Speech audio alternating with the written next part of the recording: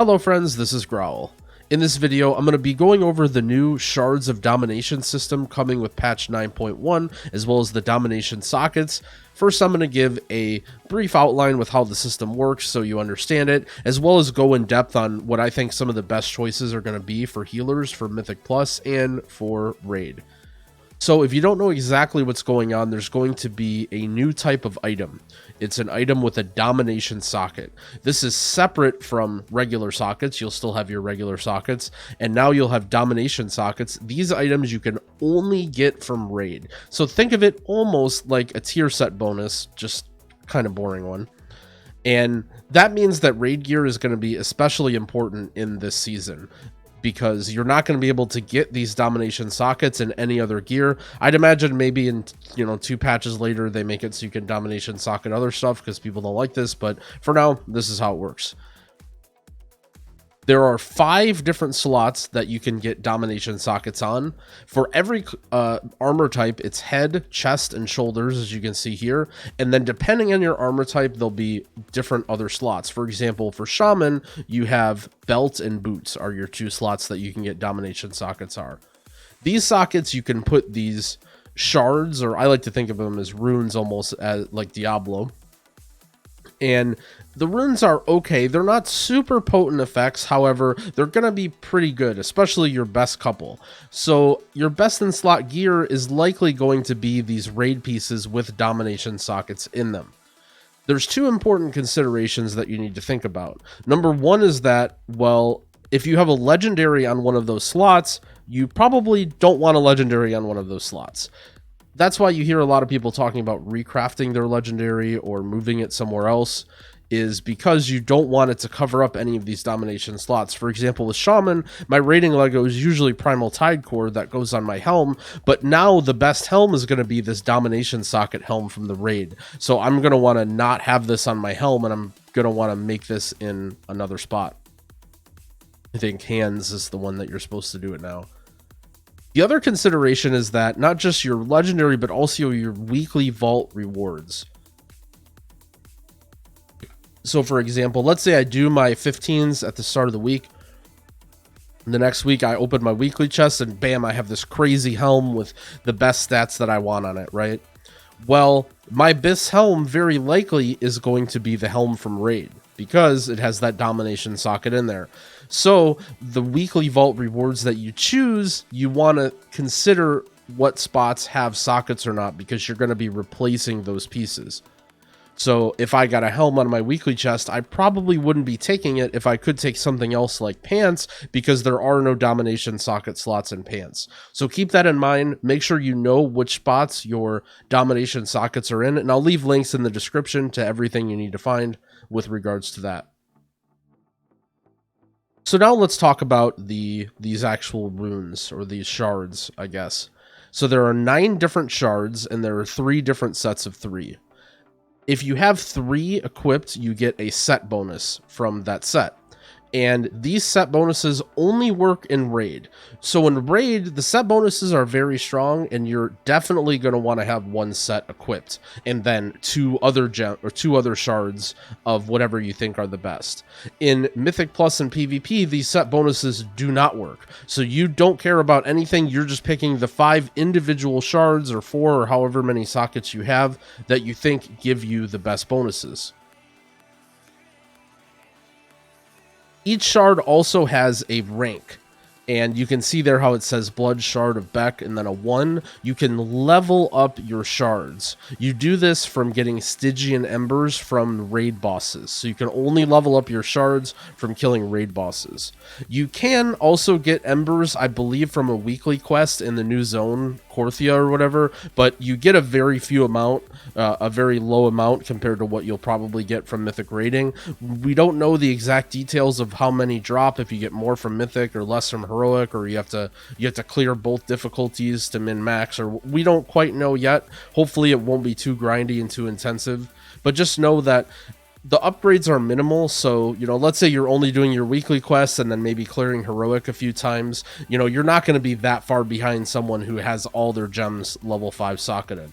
Also consider that these gems are going to take, from what I understand, a very long time to max out. I think the progression that they mentioned was something like 4 or 5 months to get all of your gems maxed out, and even that's like a very small upgrade, so don't super stress out about upgrading them, although it's something that you're going to want to do if you're raiding especially. There's also a way to remove them. I don't have it in my inventory, but once you unlock the new Korthia zone and you go there, there's a quartermaster that you can buy stuff for, and you actually buy an item. It's like a socket ripper outer thing with Stygia. It costs like 2,500, and once you have that, it's just a one-time buy. You can just take these gems out and move them from armor piece to piece. It'll probably be a bit annoying if you play multiple specs and have multiple armor sets. You'll very likely have to keep doing that, or just playing without gems. So keep that in mind. So that pretty much goes over the gems. You know, there's a lot of little small things and nuances to the system, but I don't want to go into super depths here. I just wanted to make sure that you guys understand how the gems work. So you'll get these armor pieces from raiding, you'll get these gems from raiding, you'll put the gems in. If you're in a raid, you want a set bonus. If you're not in a raid, you don't care. And you'll upgrade the gems from your just killing raid bosses, and you'll slowly upgrade them over time, and we'll try and pick out the best gems for the situation. Now, I have this hopefully very wonderful MS Paint chart where I go over, hold on, let me move it so my cat isn't blocking it all the way. These are all 9 of the gems, and I rated them based off of how I think they are for DPS and HPS and any other certain notes that I have on them. So first, let's talk about raid. So raid is going to be very heavily based on the set bonus, how good the set bonus is. I don't have the set bonuses here, but they're all pretty boring. You know, you don't really do anything for them. They just kind of happen. So if you want to read what the set bonuses are, you can on the Wowhead link in the description. But for now, just assume that, you know, we're just looking at the raw values of the set bonuses. So right now, the best set bonus is Unholy. Unholy has the best set bonus for healers and raid, and it could be totally based on tuning. You know, that this might not be the case in 2 weeks, so be sure to stay updated in your class Discord, or, you know, maybe I'll even post an update in the description of the video if things change. But right now you want Unholy for your set bonus, so that leaves 2 more slots potentially for gems. The best gem HPS wise in my opinion right now is the Shard of Kier. This just constantly works. It constantly gives you an absorb shield that stacks up if you're not getting hit, so you don't lose that much value on it. And I think this is going to be a really strong shard for most forms of content. You'll probably see almost everyone wearing this in everything. It seems pretty dang good. For your 5th slot, it kind of is up in the air. Right now, for a lot of classes, the Shard of Tel is also a very high HPS gem. This is because the gem reads your critical heals cause their target to absorb the next damage. It's basically like the Shard of Kier, similarly. However, this works on all heals, so think like not just stuff that you cast, but like Ysera's Gift for Druid, all your Druid Hots, like Glimmer. Almost anything from what I understand will trigger this. It has a 1 second ICD, so it can only trigger once every second, but generally in a big raid, you're triggering this over and over and over the whole time on most healers.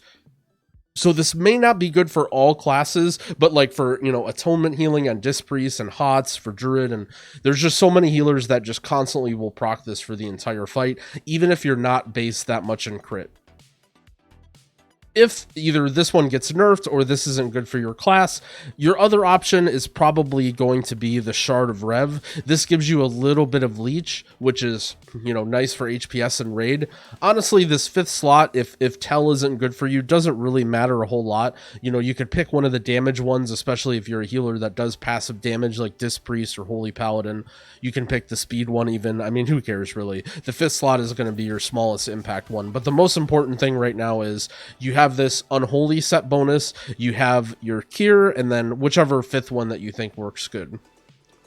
So now let's talk about Mythic Plus. So in Mythic Plus, again, we don't care at all about set bonuses. And as you can see here, these are actually not very good, right? This one doesn't even work on PTR. Maybe it will be good or bad. I'm not sure how it's going to end up, but I'm just not really talking about this one for now because we haven't been able to test it. And, you know, this one is only giving you speed. So in Mythic Plus, we are going to be kind of mixing and matching depending on what we see fit.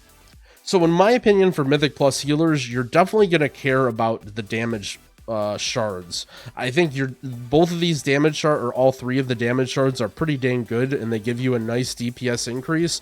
They're a little bit mix and match. You know, for instance, the shard of Diz is the least DPS increase, but it's always active. You know, it's great for just consistent damage. The shard of Core is good on pull, and in Mythic Plus, you know, you're pulling mobs all the time, so you're gonna have very high uptime of this. Chances are this is gonna be the best DPS gem for Mythic Plus. And the Shard of Beck is good for execute damage as well, and because none of these other shards help with damage, you're likely going to be using all three of these, even as a healer. So then it is, which other gems do you use? So again, this Shard of Zed could be good. It says it drains health, but we don't know how much it does, so I'm going to leave this one out. The next one, for your fourth gem, I think Shard of Kier is going to be a solid go-to. You're going to pick... just because of the solid HPS, and absorb shields in Mythic Plus are great because you not really avoid one-shots per se, but it just sort of helps you. A lot of times Mythic Plus damage, especially in high keys, can be really bursty. So we're probably doing all three of these, the DPS ones, the Shard of Kier, and then we have the... the fifth slot is hard to say. It doesn't really matter a whole lot because we're talking about the fifth best one. If I'd have to imagine, I'd say either the Shard of Zed, if it ends up being okay. Also, the Shard of Jazz, I think, is reasonable for similar reasons that the Shard of Kier is good. It permanently increases your max health by 400. The incoming healing received isn't really that big of a deal because you're a healer, you heal yourself a lot anyway. However, the max health increase will be nice. Shard of Tell also could be good if you can get lots of procs on it, but keep in mind it's going to proc less in a 5-man group than it will be in a raid. Honestly, even the speed gem could be good. It goes fast, and speed is always good in Mythic Plus. Same with Leech too, right? So chances are in Mythic Plus, you're going to want the 3 DPS gems, Shard of Kier, and then whichever one you sort of see fit, but it doesn't make a huge difference here. But Growl, I don't care about damage. I'm a healer. I'm meant to heal. I don't want the damage gems. Well, okay, I know there's a lot of people that mostly only, or let's say you're gearing up and your gear isn't great, or, you're not very good at healing. Which gems would you pick if you don't really care about what your DPS is in Mythic Plus? Well, all three of these top gems don't add any healing, right? So we can already strike all these out, and we only have 6 to choose from, and we're picking 5. So honestly, it doesn't really matter a whole lot. From a healing perspective, the Shard of Oth is going to be the only one that doesn't give any HPS. So if you're strictly worried about HPS in Mythic Plus, you'll probably pick just these 5 right here. And then we'll leave out this one, although speed isn't bad either.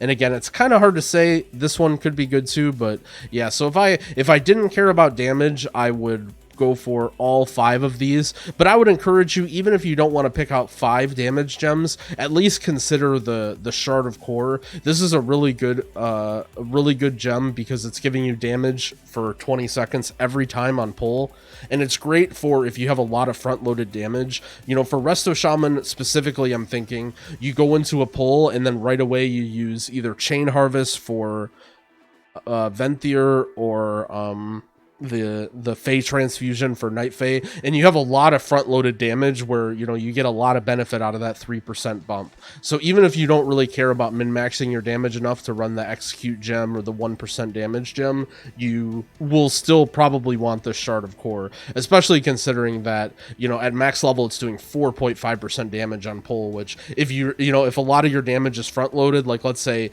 you're a Paladin, you pop Wings right away on pull, that whole Wings duration is going to get increased by up to 4.5% once you have that gem maxed. So that covers basically all I wanted to say about the shards, how you use them, and which shards I think are going to be best. Keep in mind that we're still pretty early, so things can get tuned. However, I wanted to get this video out there to maybe give a more simplistic view of how the shards are looking and what you guys should be picking. If you have any more questions about shards, or if there are, balance updates or stuff that you're wondering about, leave a comment on the video, and hopefully I'll be watching this and get back to you guys, and if there are anything that needs to be changed. Thanks for watching, and happy keying.